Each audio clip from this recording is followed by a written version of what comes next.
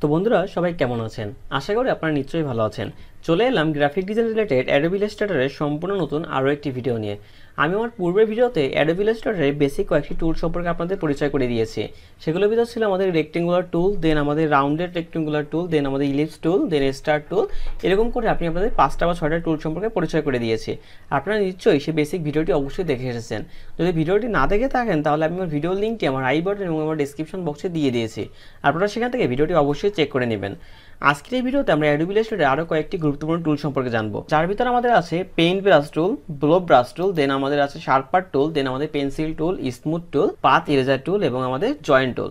তো চলুন বন্ধুরা কথা না বাড়িয়ে আমরা সরাসরি আমাদের স্ক্রিনে চলে যাবো এবং দেখে নেব এই টুলগুলোর কাজগুলো সাধারণত আপনি কীভাবে করতে পারবেন এবং এই টুলগুলো ব্যবহার করা শিখে দিন আপনি কীভাবে আপনার অ্যাডভান্স ডিজাইনগুলো করতে পারবেন। তো তার আগে বন্ধুরা আপনারা যদি আমার চ্যানেল নতুন হয়ে থাকেন তাহলে অবশ্যই আমার চ্যানেলটিকে সাবস্ক্রাইব করবেন এবং পাশে থাকা বেল আইকনটি প্রেস করে রাখবেন।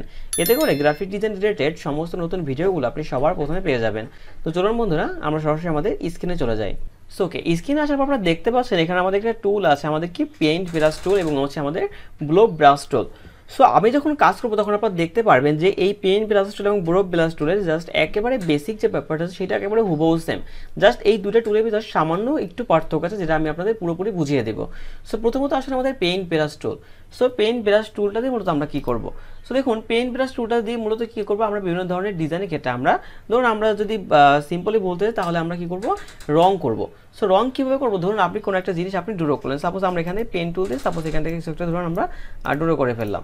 ওকে, সো ড্র করার পর ধরুন আমরা এখান থেকে এই যে আমাদের জিনিসটা ছিল সেটাকে ধরুন আমরা কোনো একটা কালার আমরা এখানে রাখবো না এবং স্ট্রোক কালারটা ধরুন আমরা এখানে থাকুক, স্ট্রোক কালার থাকুক যে ফিল কালার থাকবে যেটা থাকবে সেটা আমরা ধরুন আমরা রাখতেছি না।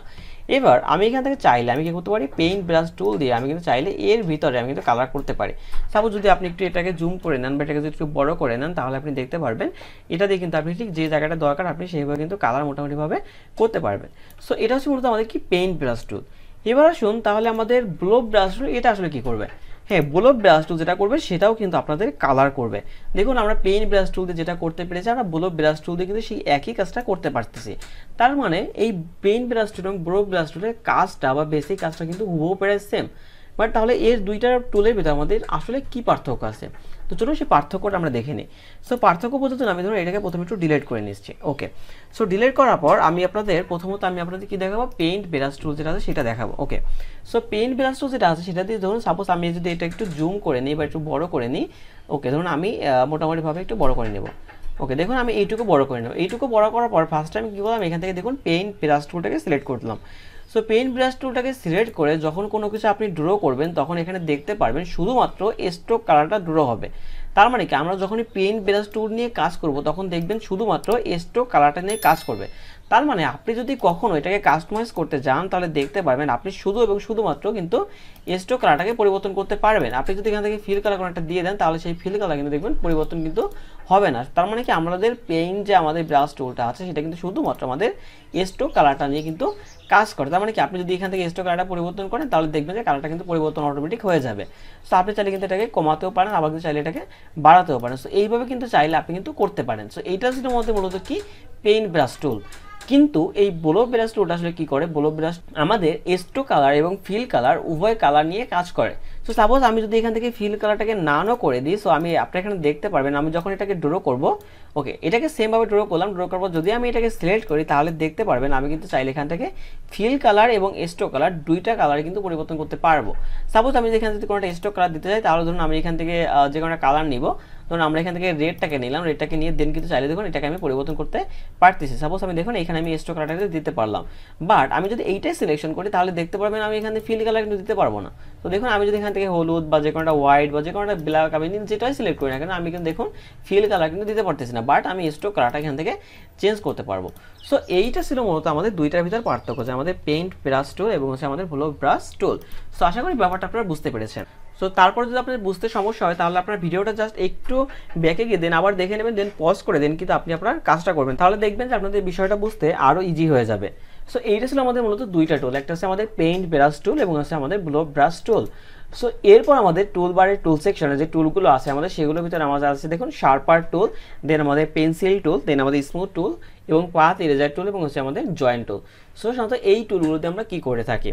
সো দেখুন সাধারণভাবে যদি আমরা কোনো একটা জিনিস আমরা ধরুন সিম্পলভাবে ধরুন আমরা এখান থেকে একটা জিনিস ড্র করলাম, সাপোজ যদি আমরা বেরাজ যদি ড্র করি তাহলে বেরাজ দেখুন আমরা এইভাবে ড্র করতে গেলাম, তো দেখতে পাচ্ছেন আমাদের একটু পরিমাণ কিন্তু বাঁকা আমাদের আসতেছে।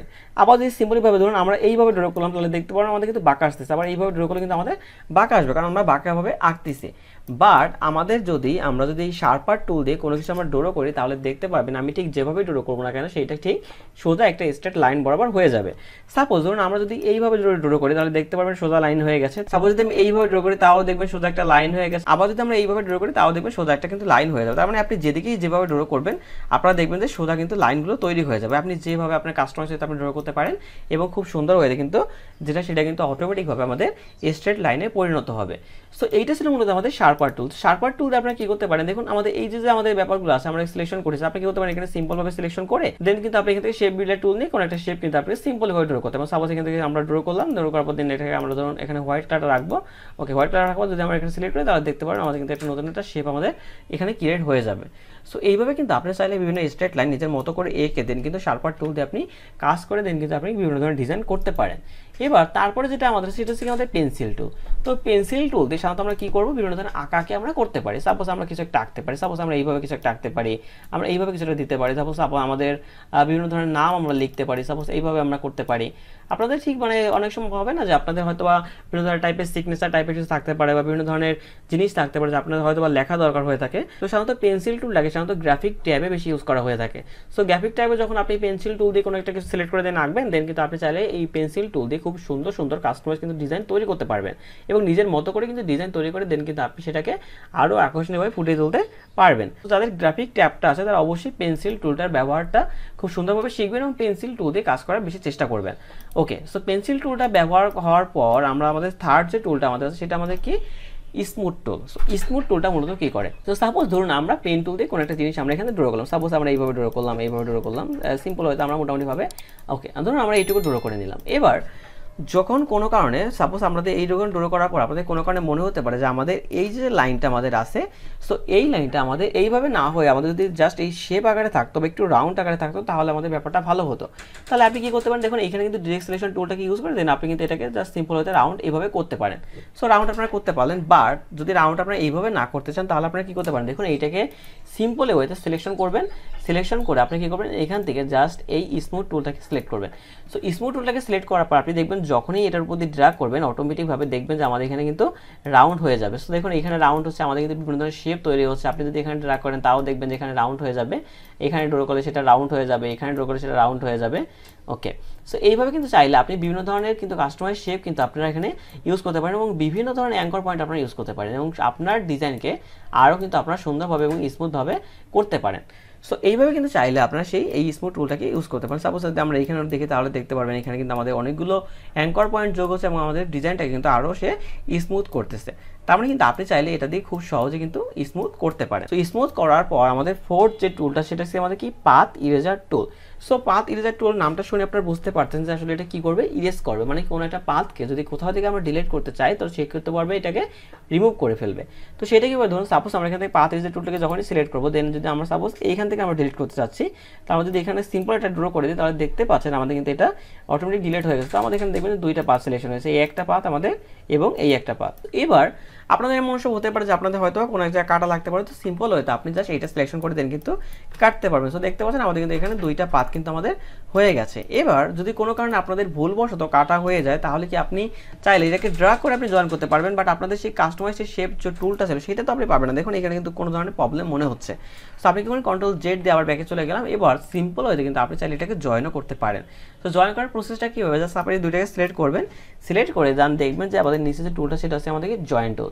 তো জয়েন টুলে ক্লিক করবেন, ক্লিক করে দেন দেখবেন এইখানে ক্লিক করে দেখবেন যখনই প্লাস আসবে তো সিম্পল হয়তো আপনি দিয়ে এইখানে সিম্পল ড্র্যাগ করে ছেড়ে দেবেন। তো যখন ড্র্যাগ করে ছেড়ে দেবেন তখন দেখতে পাচ্ছেন আমাদের কিন্তু অটোমেটিকভাবে সেটা কিন্তু আমাদের জয়েন হয়ে গেছে। তো আপনি যে কোনো জায়গায় আপনি কেটে সাপোজ আপনি যদি এইখানে কাটি তারপর এখানে কাটার পর প্রথমত আমরা এটা সিলেক্ট করবো, সিলেক্ট করবো যদি আমরা সাপোজ এইখান থেকে কাটি, কাটার পর দেন কিন্তু আমরা আবার চাইলে এটাকে কিন্তু খুব সহজে কিন্তু এটাকে জয়েন করতে আমরা পারবো। ওকে, সো এভাবে আমরা কিন্তু খুব সহজে কিন্তু জয়েন করতে পারবো, কাটতে পারবো এবং নিজেদের মতো করে কিন্তু আমরা ডিজাইন করে কাস্টমাইজ করতে পারবো। সো বন্ধু আজকের এই ভিডিওতে এটাই আমাদের শেষ টুল। তো আজকের এই ভিডিও থেকে আমরা কি কি বিষয় শিখলাম, যে আমাদের পেইন্ট ব্রাশ টুলটা কিভাবে ইউজ করতে হয়, ব্লক ব্রাশ টুলটা কিভাবে কাজ করে, যেমন বিভিন্ন ধরনের টুল যেমন শেপার টুল, পেন্সিল টুল বা স্মুথ টুল বা পাত ইরেজার টুল এবং জয়েন্ট টুলগুলো দিয়ে সাধারণত আমরা কি কি কাজগুলো করতে পারি। সো আমি আশা করছি আপনারা এই প্রতিটা টুল সম্পর্কে একটা প্রপার ধারণা পেয়েছেন। তো যদি প্রপার ধারণা পেয়ে থাকেন তো অবশ্যই আমি আশা করছি আপনাদের ভিডিওটা অবশ্যই পছন্দ হয়েছে। সো ভিডিওটা যদি ভালো লেগে থাকে বা পছন্দ হয়ে থাকে তাহলে অবশ্যই আমার ভিডিওটাতে লাইক, কমেন্ট, শেয়ার করতে ভুলবেন না এবং অবশ্যই নিত্য নতুন ভিডিওর জন্য আমার চ্যানেলটাকে সাবস্ক্রাইব করে রাখবেন। তো বন্ধুরা এতক্ষণ আমার সাথে থাকার জন্য আপনাদের অসংখ্য অসংখ্য অসংখ্য ধন্যবাদ। সবাই ভালো থাকবেন। তো সবার সুস্বাস্থ্য কামনা করে আজকের ভিডিও আমি এখানেই শেষ করছি।